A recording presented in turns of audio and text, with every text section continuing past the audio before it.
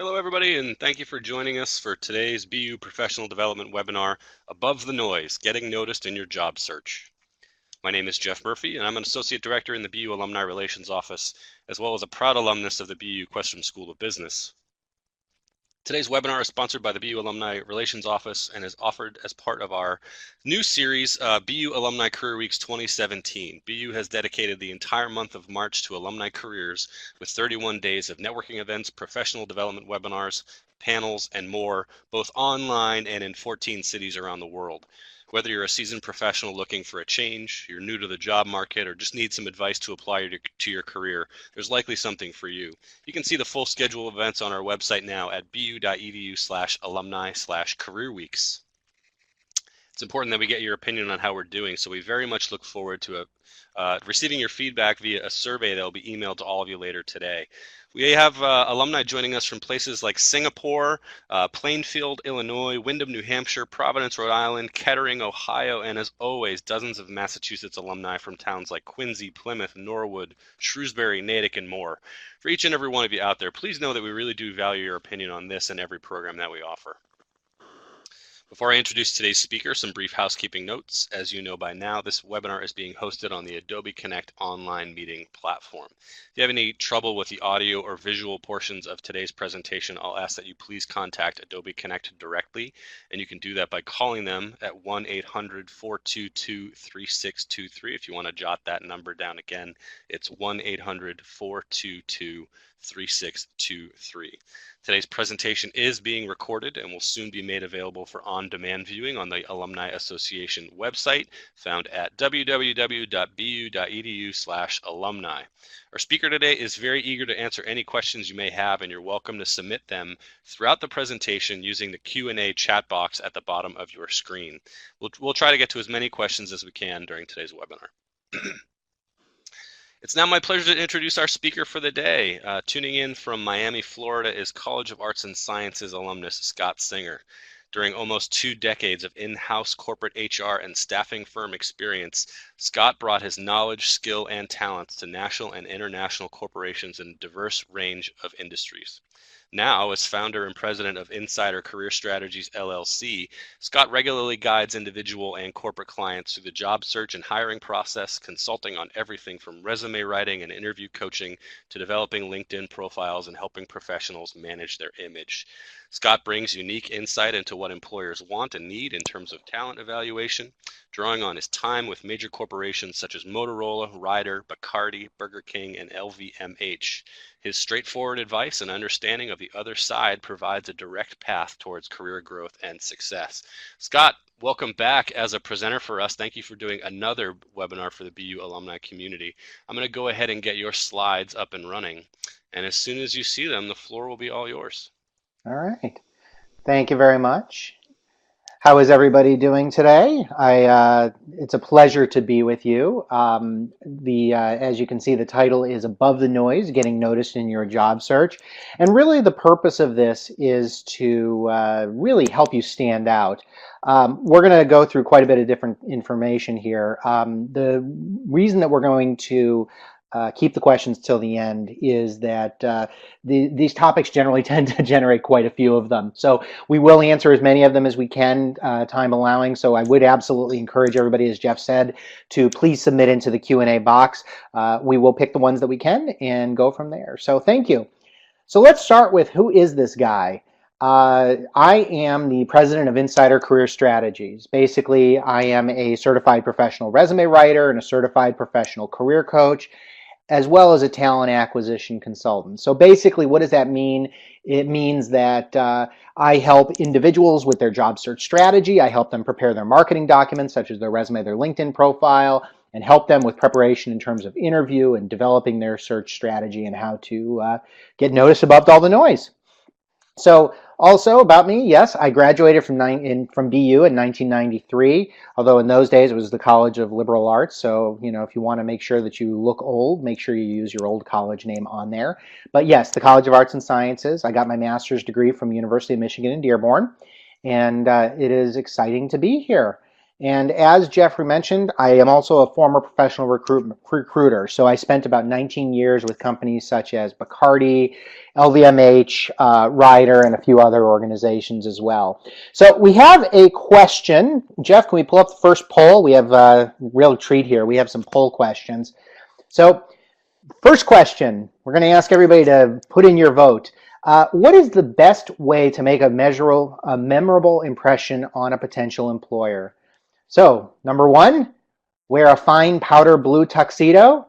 Option two, find out your boss's home address and stand outside his or her window blasting Peter Gabriel's In Your Eyes from your boombox stereo. Three, present an elaborate graphically designed resume. Or four, greet your interviewers with a firm handshake and a smile. Go ahead and take a moment and please update your answer. An extra Scott, credit. if you didn't want to date yourself, you certainly did with that second option there. But are you Absolutely. seeing the results coming in?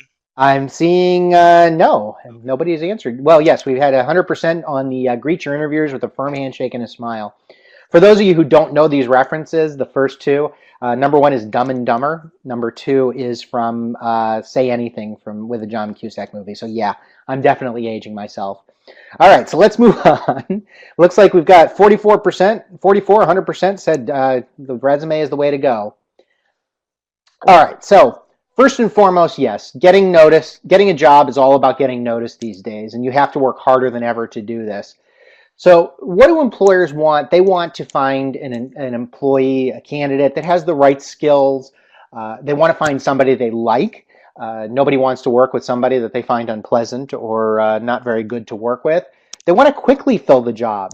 As long as there is an opening, they're going to have the manager is going to have to do the job that's open as well. But most of all, they want to be impressed. Not saying it's fair, but that is the situation. Employers want someone to come in and really bowl them over. From my days as a recruiter, I heard a lot of individuals say that, and it's quite a bar to set for a job seeker.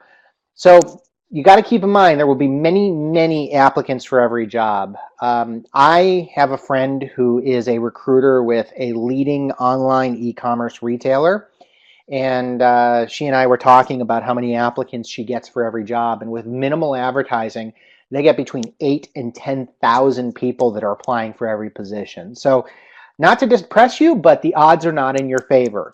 So you need to keep that in mind that you need to be your own publicist. This process is very much about you getting out there and presenting yourself and telling the world who you are and the value that you can bring. But lastly, it's best to be noticed for the right reasons, and we're going to get into those right now. What are some of the right reasons? All right, so let's start with how to build an attention-getting resume. First and foremost, crisp, clean formatting. And by the way, before I get too deep on the resume, I want to make very clear that there is no single standard for a resume. What we're going to talk here is about guidelines, versus rules. Rules are, on the highway it says that you can't go past 55. The guideline on the highway is that you should keep a car length between you and the car in front of you for every 10 miles an hour you're going. A rule is kind of hard and fast. A guideline is general. With resumes, there are no hard and fast rules, believe it or not. I mean, there are things you should definitely do and not do, but there's no one to say that you can or cannot do it and won't get a job for that. So, and everybody will have a different opinion on a resume as a result. But let's talk about some of kind of the center of the road guidelines. If you want to get attention, first of all, have clean, crisp formatting.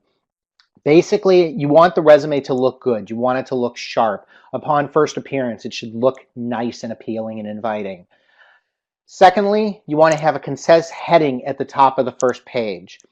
Now, the heading that you have should typically be something like the job that you have been doing or the job that you're targeting. It quite is okay for it to be something aspirational, but you want to set the stage. When someone's looking at the resume, they're going to spend probably about between 10 and 15 seconds determining whether or not they want to continue to read through it. So giving them a heading, giving them a headline about what you do will help set the stage for, hey, this individual is worth continuing to read the rest of their resume. Contain a skills and keywords section. Now, what's happening is that employers are using what's called applicant tracking systems, and these are the computer systems that they use online to basically, it's a database for them to keep and sort all of the people that apply for jobs.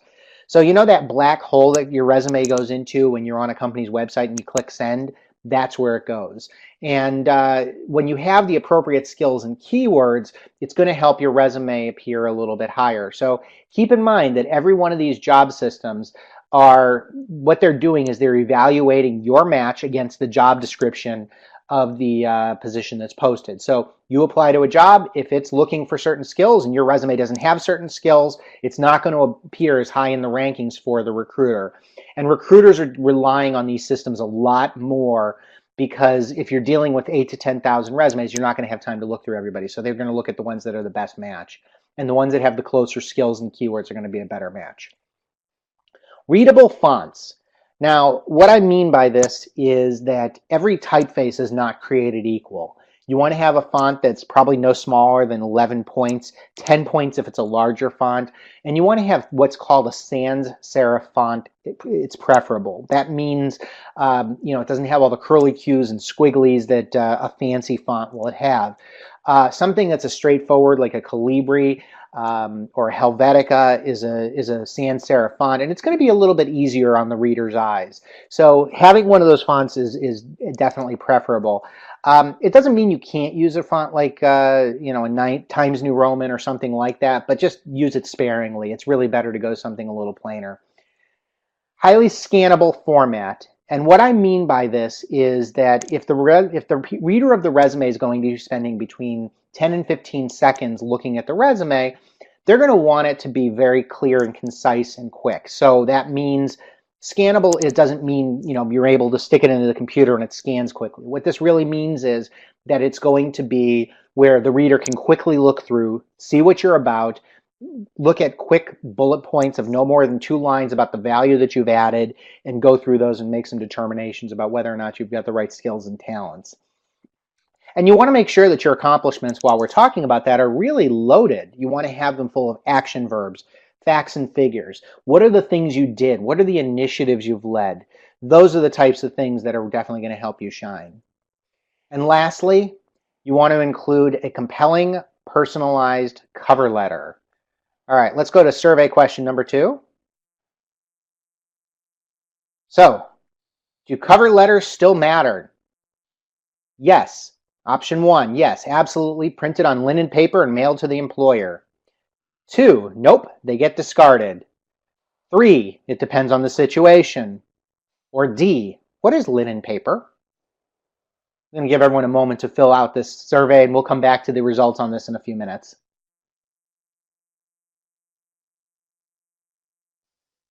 Hey, Scott, while we're waiting, Yes. I wanted to make sure I understood you from the first poll. I'm going to pull that out.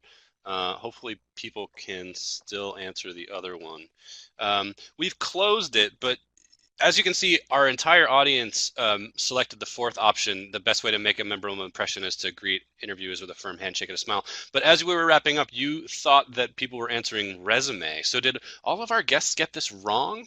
No, they didn't get it wrong. Okay, The last got it. two are definitely both in the ballpark. I mean, certainly you want to make sure that you have a firm handshake and a smile. But actually, when it comes to resumes, that brings up a very good point. You want to have a resume that is well designed, clear, and crisp. But here's the thing. So, the keywords here, actually, I think people may have known a little more than they realized. When you have a graphically designed resume, sometimes those aren't really, they may be very fancy and they may have a couple of columns and they may have photos and images. Applicant tracking systems aren't always good with those. So what may happen is that they may take that resume and it may basically, what they do is they parse the data out. The applicant tracking systems may have a difficult time with that. So the one absolute here is yes, absolute. You want to greet your interviewers with a firm handshake and a smile. But as far as the resume goes, well-designed and graphically designed may not necessarily be the same thing. Great. I just wanted to make sure that we were all on the same page about that. But let's get back to cover letters. Thank you. Yes. So the overwhelming response here is that 89% is it depends on the situation. And that is very insightful. Thank you for closing that. We will come back to that question in a couple minutes. We're going to go in more detail, but the audience is correct here. It really does depend on the situation. All right, so let's look at a sample of a resume. I know it's probably a little bit blurry on the screen, but I just want you to get a sense of what's on here. So if you look at there, you can see it's very clear who the person is. You can see senior business executive, it's who that is. You have a professional profile, you get into the competencies and keywords. You can see there's some bullets there. And then it gets into what's called a chronological resume format, and it shows the professional experience. So it clearly states who's the employer, where were they, what were the dates you were there, and then getting into about your experience and accomplishments. By the way, if you are not good in Microsoft Word, and Word is the format that most employers want a resume in, hire somebody to do it for you, even if it's just to typeset what you're trying to say, even if you're a really good wordsmith. Resumes, you want them to be immaculate, and if you can make sure that it really looks as clean and as crisp as possible, that's going to definitely work in your favor. All right, so let's talk about the cover letter. You want to get noticed for it. Here's where it matters. It shows that you care. Basically, the cover letter, yes, it's a lot less relevant, but let's talk about that. But it does show that you care. It shows that you've gone that little bit of an extra mile. This is your chance to really highlight your passion. Why is it that you're applying for this job? But more specifically, why you really want to work at an employer. It's an outstanding opportunity for you to explain about what it is that drove you to apply, what it is that you have. So, if you've got a great story about it, if you're applying to a job at Intel and you've enjoyed computers since you were a little child and you were fascinated with how they worked, and Intel's the leader and you loved how they powered your favorite programs, that's a great thing to say. And then it's also a great chance to highlight your best accomplishments. So you want to pick 2 or 3 of the best highlights of your career and put those on there. So let's talk about when it matters. So the cover letter can have the most impact when you're either targeting a specific employee of the company. So let's say that you know that the director, you are a retail manager and you know that the director of retail is in the company, you have their name and address. It's best because you can target it to them and show that you've really done your research. If you're attending a career fair and there are specific employers who you want to make an impression with, so think about this for just a moment. If you've ever been to a career fair, you're going to go to this and you're going to be competing with, dozens, if not hundreds of people that go to see these employers. Often what will happen is before a career fair, the people who put it on will publish who the organizations are that will be there. And if you know who some of the companies are, let's say you realize that there are 5 organizations that you really want to make an effort with, and you really want to make the best possible impression. Create a generic cover letter targeted to them, has their company name on there, and when you present it to the recruiter or the hiring manager who's working the booth at the career fair, it's going to enable you to make that much more of an impression. And also when you're sending a resume to somebody who is referred to you. So let's say somebody says, hey, you got to reach out to my Uncle Louie over at this company. You have Uncle Louie's contact information. You can send them a cover letter that clearly states, hi, I was referred to you by Joe. Joe said to reach out to you. Here's why I'm reaching. Thank you so much for your time. Now, cover letters don't always matter. So I'm going to be very honest with you. When I was a recruiter, 99% of the time I did not read the cover letter. Often what I did was, if I had some questions about the resume, if the resume was on the cusp and I was like, well, maybe they might be a match, then I might have gone back to the cover letter. But I think you need to think about 99% of the time you're not going to really be sending a cover letter anymore. And it was interesting because I mentioned in the poll, we were talking about printed on linen paper and mailed to the employer. Most employers don't even want a printed resume anymore. Now, if you're going to a job fair, you want to have it printed on linen paper and you want to bring it with you. And if you've got a contact, it can't hurt after you've emailed somebody to send it a hard copy as well. But keep in mind that most of the time people aren't going to read it. What is more important these days is to have a very brief note. And when I say brief, I'm talking about something that's probably about 3 short paragraphs that you can include in the body of an email or in your LinkedIn message that you're reaching out to somebody. Now, why is it so short? Well, think about it this way. When you look at your email, you want to very quickly get to the point of what the email is about. So if it quickly shows at the very top of what's in your window, what that email is about, you're going to be able to quickly decide if you want to read and you want to go in. Same thing with your cell phone. A lot of people will be sitting in meetings, they're bored out of their mind, and they're going through and combing through their email, and a hiring manager will see that they've got a resume from somebody for a job that they're working on. And if you can show in that little window of your email what you're applying for and why you're applying, you might get a chance that the recruiter is going to look through it. So, when you're talking about an email format, you don't want to send the whole, 5 paragraph and sincerely and all that. What you want to do is send a short email. Hello, my name is Scott Singer. I'm applying for the job of career coach and resume writer. The reason I am applying is I have 2 years of professional experience doing the resume writing and coaching and 19 years in recruitment, and I have a lot of experience doing this type of work. I look forward to speaking with you. Thank you for your time. Have a great day. My resume is attached. That's it. And hopefully that'll get the individual's attention when they're combing through the email. So moving on, we talked about the applying for a job online, and yes, you're competing with thousands of other individuals. The company that my friend was telling me about is probably the exception. It's a lot of people, but even the average. I was looking at a metric recently, and the average recruiter gets about 2,000 people that apply to a job. So that means that you need to be able to work the system sufficiently to be able to get noticed. So again, there may be thousands of applicants for each job. Apply early. Now, try to put this into context. I'm a hiring manager, and the individual that was doing the job before just left the organization. And now it's a pain point for me because I'm doing their job as well as my own. Chances are the hiring manager is going after the recruiter and saying quickly, who do you have for me? Who can you get me? I need to fill this job. If you apply early, it's a lot easier to get noticed when you're one of 20 than it is if you're one of 1,000. So if you're monitoring the job boards, if you're going onto LinkedIn or to Indeed or Career Builder or Monster or Glassdoor, the earlier that you apply, the better chances that somebody's going to review your resume quickly. Customize the resume for the position. Now, this is important because the way that it works is, think about Google. When you put in search terminology, Google will show you the results that most closely match what you're looking for based on keywords at the top.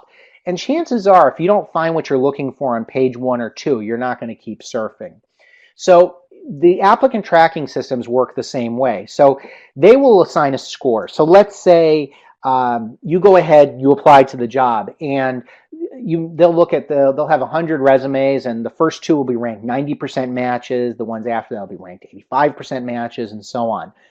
If I am the recruiter, I'm going to be going through these resumes, and I'm going to try to find 5 to 10 serviceable resumes that I can share with the hiring manager that are going to be a good match. Once I've found those, they're done. So, unless those candidates wash out. So to that point, what you want to do is you want to look strategically through this. And what you want to do is you want to have it so that your resume more closely matches and shows up higher in the rankings. So the 2 ways to do this. Number 1 is you want to tailor the headline of the position. If your job has been a financial analyst and their job is a financial currency analyst, guess what? You want to make sure that your job title more closely aligns, because that's one of the data points that the applicant tracking system looks like. Likewise, you're going to comb through the job description, and they're going to have different ways of describing things. So, like, for example, in finance, some companies might call their system an accounting and finance system. Other companies might call it an enterprise resource planning system. You want to make sure that whatever the company refers to it in the job description is on yours as well, on your resume as well. So tweak those keywords. And by the way, I'm not talking about rewriting your whole resume. You should have a keyword section that you're going to be able to quickly adapt that's going to help you bubble up a little bit higher on that search. Now, this is really where it's key. And a lot of people kind of stop once they apply to the job and they wonder, well, gee, why is nobody getting back to me? Because there's a lot of noise. You've got thousands of people applying for these positions. So what I suggest is you want to find an appropriate contact at the company and send a brief note of introduction. Now, think about this. LinkedIn is the most awesome tool when it comes to transparency. Think about this, right? You now have the ability to essentially mine in search of a database. You can find out who is the leader of a department at a company that you're looking to apply to. So if you go through LinkedIn and you find an individual that matches the description, let's say you're applying for a job as an IT analyst, and guess what? You find the director of IT at that company, you go ahead and you send them a note and you indicate, hi, I've seen the job online. I'm interested in this position. I have X years of experience, what you're looking for. I've already applied online. I'd love to talk to you. Thank you. I've seen it happen enough times where what the hiring manager will do is they'll say, well, recruitment hasn't gotten me any people for this yet. This person's a really good match. I'm going to go to HR, ask for the resume, and I want to see this person. So it works. It actually works. I'm not saying it's going to work 100% of the time, but it is something that is a valuable skill. I want to mention one other note on LinkedIn, which is that if you don't have a premium subscription to LinkedIn, it is seriously worth investing in one while you're doing your job search. A couple reasons, actually 3 reasons.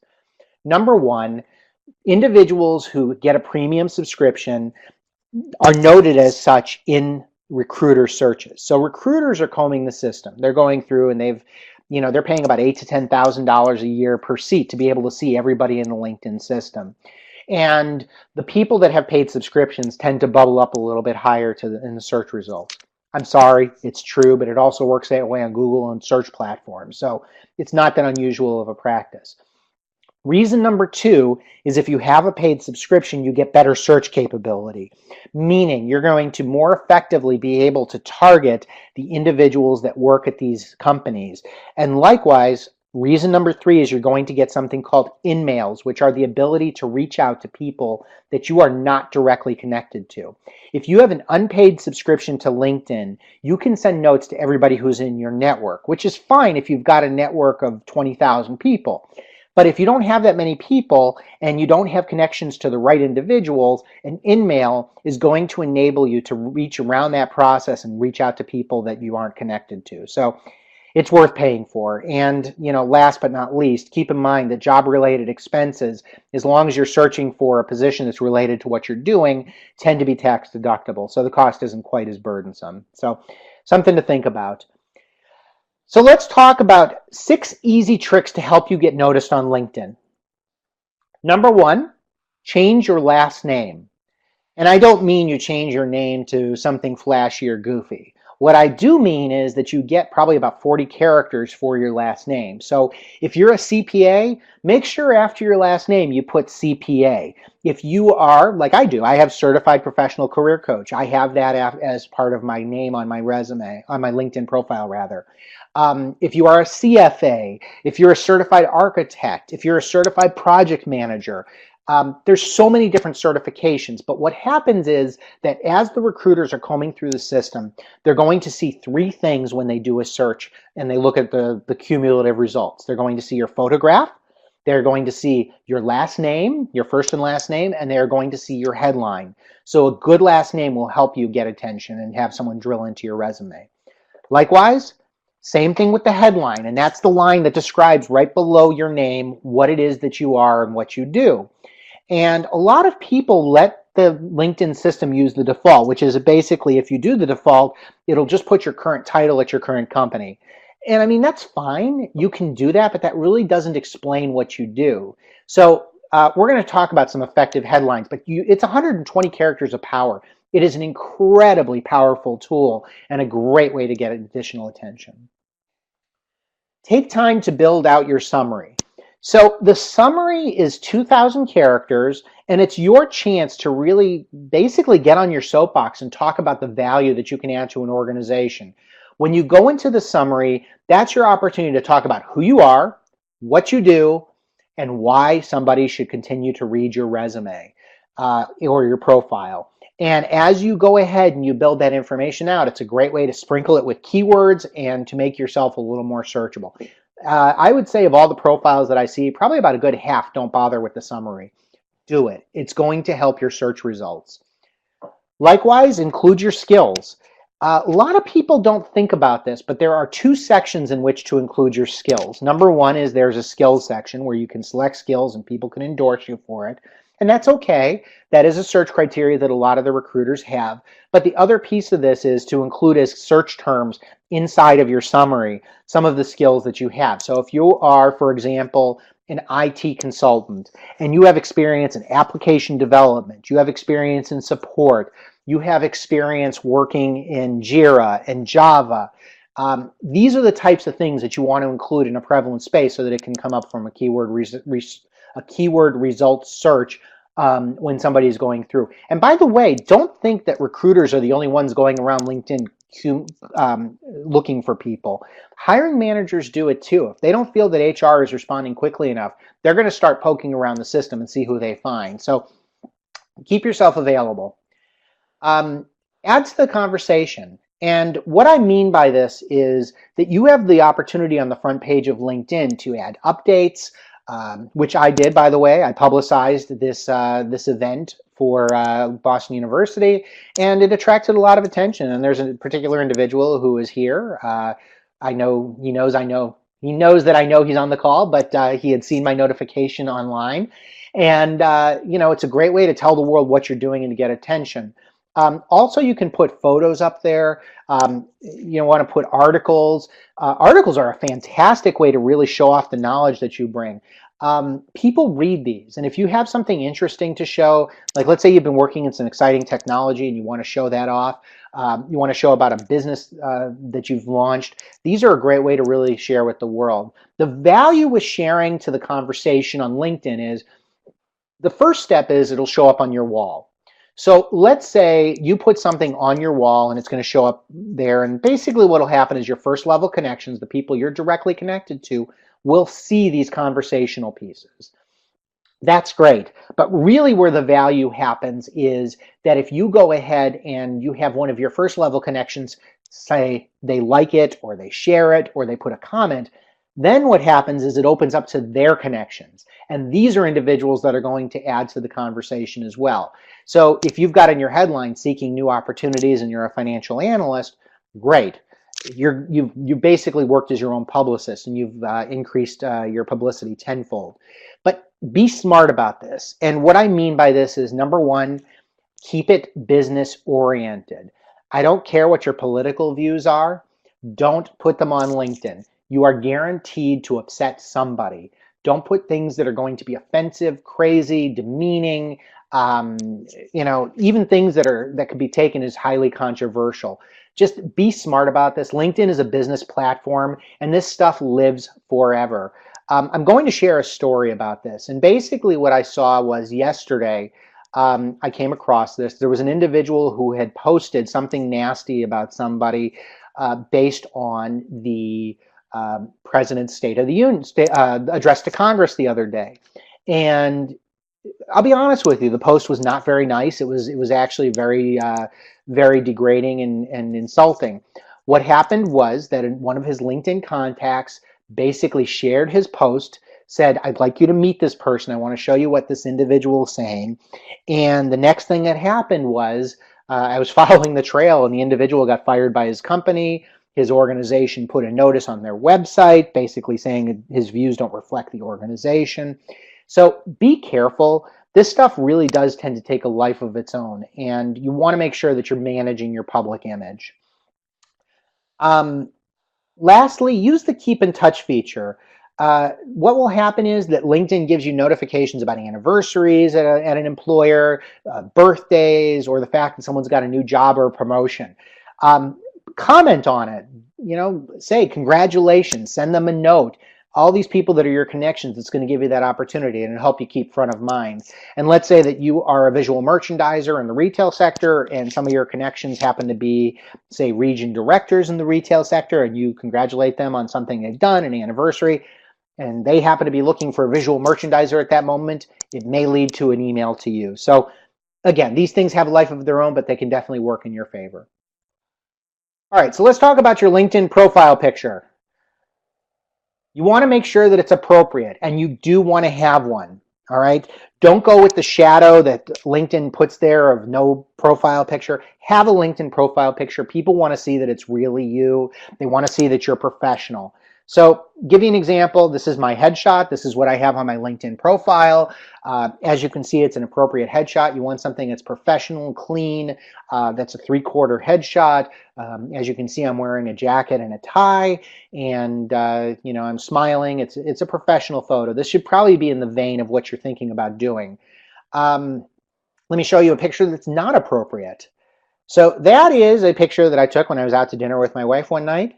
Yes, it's cute. Yes, I had a great time at dinner, and yes, I enjoyed my lobster. But really, it's not. It's not appropriate. So Jeffrey, let's go ahead with the. Oh my! All right, so let's do the poll question. So, which picture do you like better? Option A, the top picture. Option B, the bottom picture. Or C, can I see a picture of George Clooney instead? Is that an option? We have some George Clooney fans here. A handful of George Clooney fans. And Scott, do you also want to? I know we had talked about doing a separate poll question about headlines. Do you still want to do that? Yep, I'm going to talk about. I'm going to give some samples here in a moment. Sorry about the ordering Sounds good. here. So No problem. let's go into the headlines. And as I mentioned, you want to have your effective LinkedIn headlines in 120 characters or less. So I'm going to give you some samples here. And these are real ones that I've written for clients. So for example, senior business executive, consumer products, business transformation, strategic planning. You've got 120 characters. There's no reason you can't break it up with bullet points and share some interesting information that'll compel someone to keep reading. Marketing strategist, media, branding, communications, project management, shows all the different areas that this person hit. Community relations, nonprofit management, strategic leadership, marketing, vice president, general counsel, operations leader. And I hope you can see that there's a trend here. Again, as I mentioned, there's three things that the recruiters or anybody looking at your profile are going to see first: your name, your picture, and your headline. Make them pop. So I've got a survey question here, and what I'd like you to do is, if you feel like sharing your LinkedIn headline, and let's keep this one open if we can, Jeffrey. Basically, if you want to go ahead and submit this is free form. If you want to just copy and paste your LinkedIn headline, and we'll share a few of the best ones that we get results from. Sound good? All right. So let's. Is it going to stay in front of the screen if we keep this up? Yeah, Scott, I just need to make a slight adjustment here, which I can do that quickly. All right. And hopefully we'll make it so that we can leave this up on the right-hand side here. Sorry, bear with me, folks. No problem. Thank you for doing this. All right. Sure. So folks, continue with your survey results. We'll continue on the presentation. So let's talk about during the interview itself. You want to make an impression. And there are some definite do's and don'ts. First and foremost, be a few minutes early. And when I say a few minutes early, show up 7 to 10 minutes before the interview. If you're before that, stay in your car, read a book, look at your email, listen to the radio, get angry at NPR, whatever you feel like doing. But if you feel like listening to Pearl Jam, it's a great time to do it. But the thing is, if you come too early or if you come late, what's going to happen is it's going to throw the recruiter off their schedule, and it's going to make it very challenging for them because then they're going to have to adjust their whole schedule to accommodate you. Likewise, dress appropriately. Number one, always dress professionally. And what I mean by that is, unless the employer specifically tells you, we are going to wear jeans and we want you to wear jeans and a t-shirt, you are going to need to dress up in a suit, in a tie, and a shirt if you're a male, and if you're a woman, in some sort of business suit and a blouse. The thing to keep in mind is that you can always dress down, but you can never dress back up and make a first impression again. So that means that maybe you get into the interview and they tell you, hey, go ahead and take off the tie, take off the jacket. Great, no problem. But if you come in and you dress up in jeans and a t-shirt, then it's not going to work in your benefit if everybody around you is going to be making judgments. I remember back to my days when I was recruiting at Motorola, and when I was there, it was an engineering environment. Everybody wore business casual pretty much every day. These were engineers. These were folks that were dressed for comfort. These were great minds. So you had a lot of individuals that wore jeans and t-shirts and sneakers. And we had a lot of people that would come in and, interview recent graduates looking for engineering jobs. And they would have individuals who are sitting across from them who are making judgments on them, even if they're grossly dressed inappropriately themselves. So I've had people that gave me feedback. Sorry, this individual just didn't take it seriously. Meanwhile, the person who's making that judgment was wearing jeans and not even a t-shirt, not a nice t-shirt, but just a t-shirt. But the interviewee had gone in a sport coat, slacks, and a shirt that was without a tie. So always dress that way unless the recruiter or somebody else tells you specifically, come dressed in a certain way. Likewise, dress appropriate to the company culture. And what I mean by this is if you are going to work at a cutting edge interview with a cutting edge advertising firm, don't wear an old IBM suit. Wear something that's a little more contemporary and a little more modern. My advice to you is to talk to the folks in the department store. They'll know what's current and what's appropriate. Have great questions prepared to ask. You want to ask company and position relevant questions. You want to show that you're thoughtful and forward thinking. So some sample questions would be, tell me about what's the role of this opportunity in terms of the strategic mission of the company. Where does this individual, where's the strategic path for this individual? What would my first 6 months in this role look like? Things that are going to really show that you were thinking about the role and about this. You don't even need to have real game-changing questions, but those are good. The one thing that is an interview killer is if you go in and you don't have any questions. That will absolutely destroy your interview and blow you out of the water. So use your manners. Say please, say thank you. Use the manners your mother or father gave you. They're very important. And a lot of people don't think about this, but often you'll go on a lunch interview or a dinner interview. Use dining etiquette if there's food.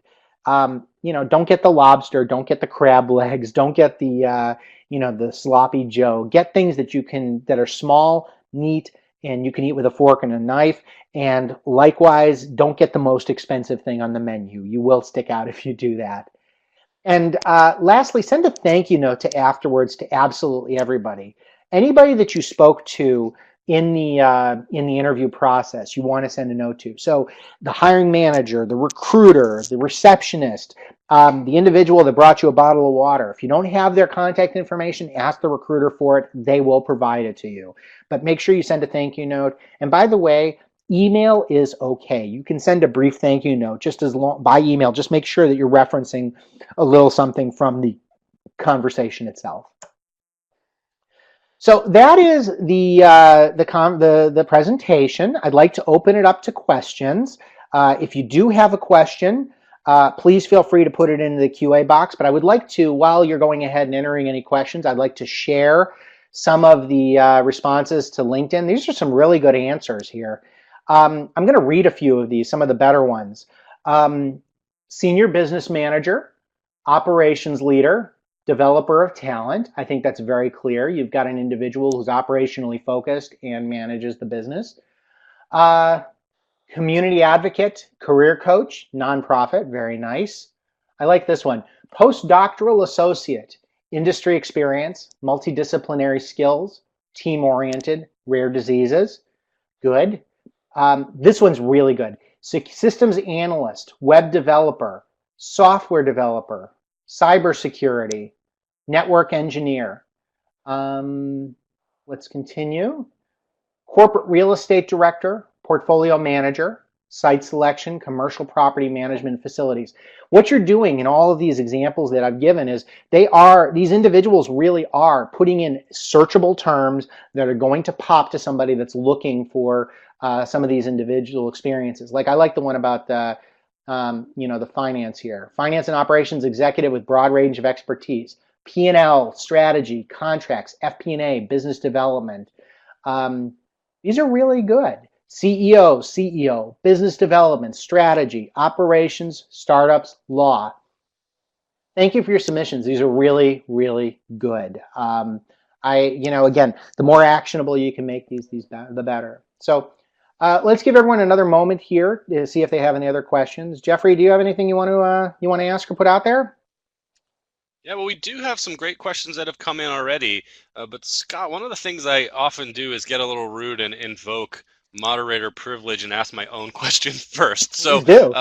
we've got some time here. But So as you were talking about resumes and you mentioned Microsoft Word specifically, which I think the majority of job candidates are using to create their resume. I wanted to ask you what your thoughts were about some of the resume wizards and the templates they have in Microsoft Word. What is your recommendation to people about using those or not?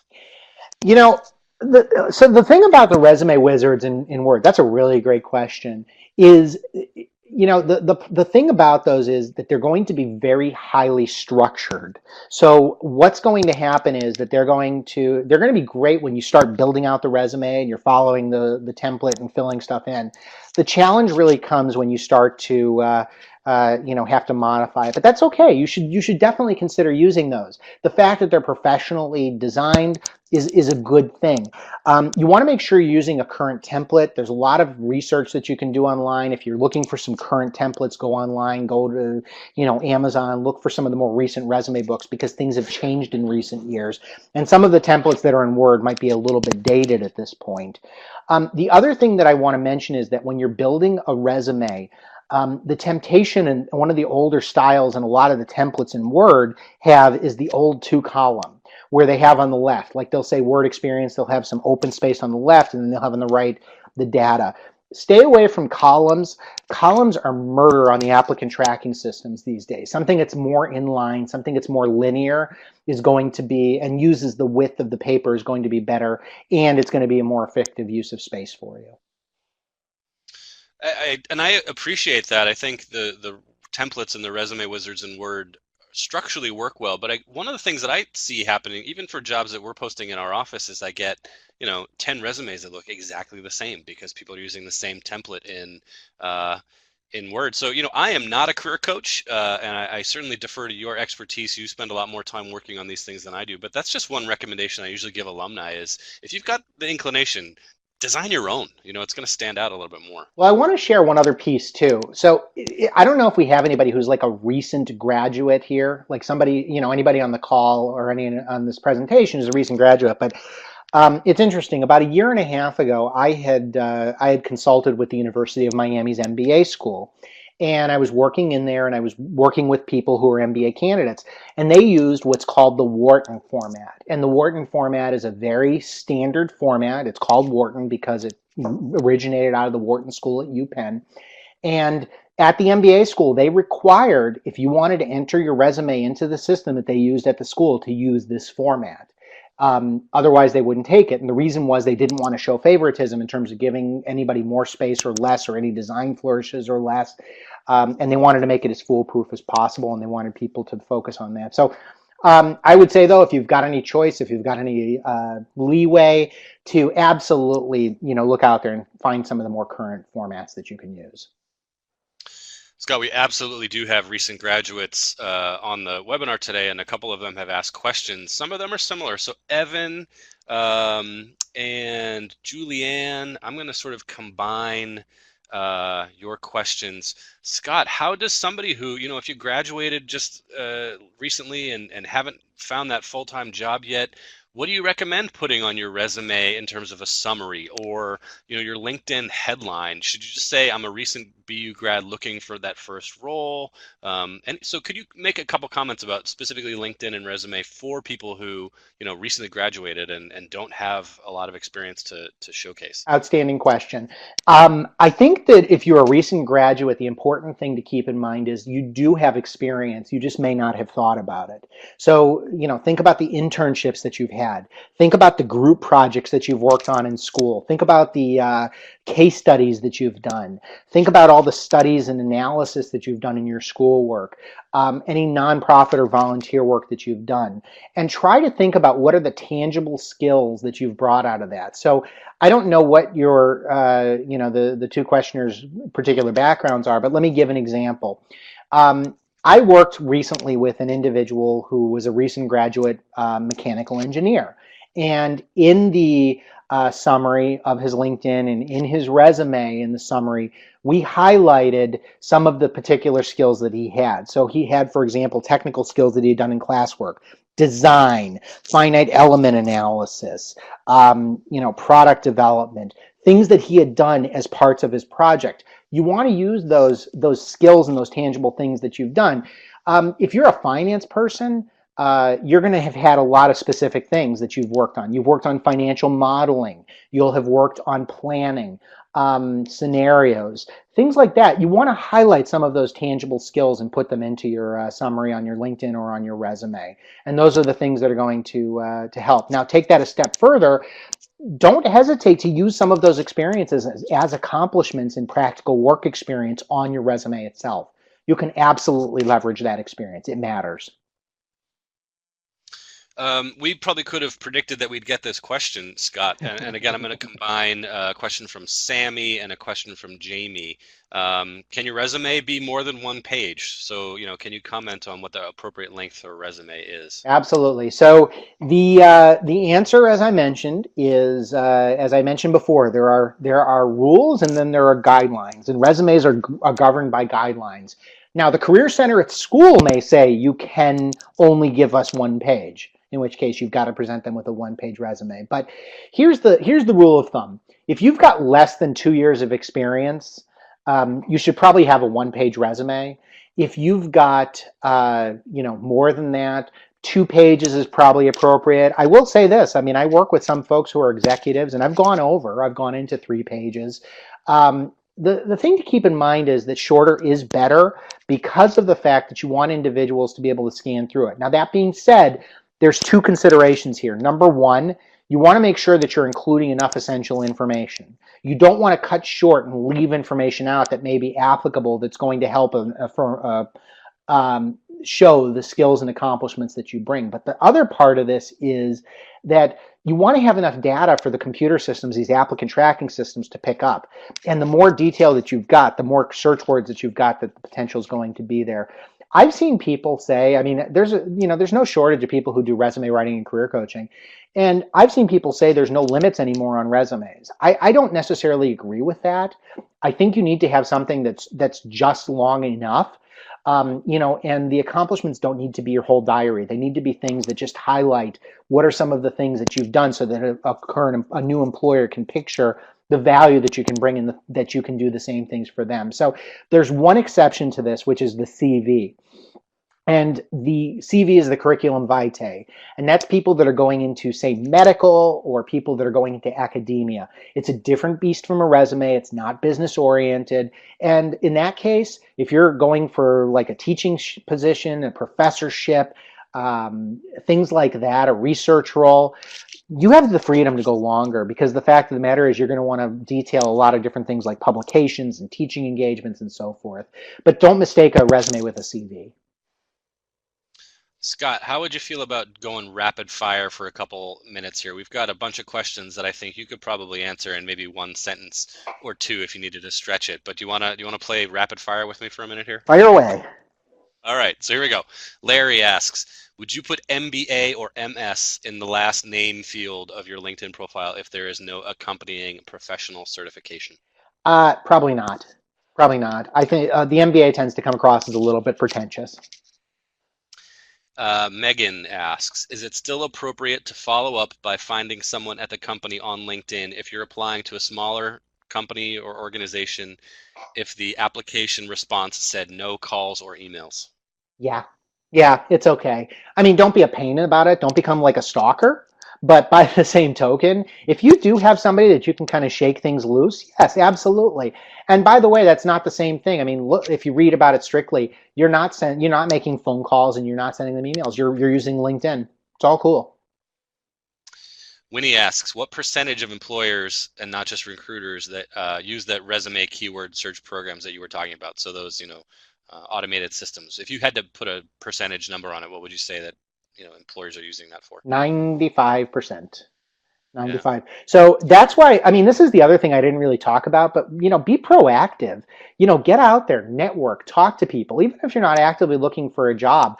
I've had jobs that I've been referred to or gotten because I've known individuals based on networking that I've done in the past. Don't necessarily be limited by this system. Go out there, build your own network, offer to buy people a cup of coffee so that you can get to know them and make a positive impression. All right, Wendy asks, I always turn my resume and cover letter into a Word that I developed in Word into a PDF. I do this to avoid reformatting or non-formatting issues that online systems happen or have. So long story short, is this good or bad using PDFs instead of Word documents? That's an outstanding question, and I think your reasoning is good. Some of the applicant tracking systems are more in tune with Word documents, so it's a little bit better from that standpoint. If you're emailing somebody, no problem. I mean, send them a PDF. The other thing to keep in mind is this. So just think about it this way. If you're working with an outside recruiter, let's say that there's a recruitment firm that's working on a job that you're looking at. Often what will happen is that they want, if they're going to present you, they want the company to go through them. So they're going to want to be able to take your name, or not your name, but your email address and all your contact information off. In a Word document, they can do that. PDF, they can't. Um, Great questions, everybody. We got a bunch, and I'm not Let's sure keep we're going to going. get to them in the next couple minutes here. Absolutely. Um,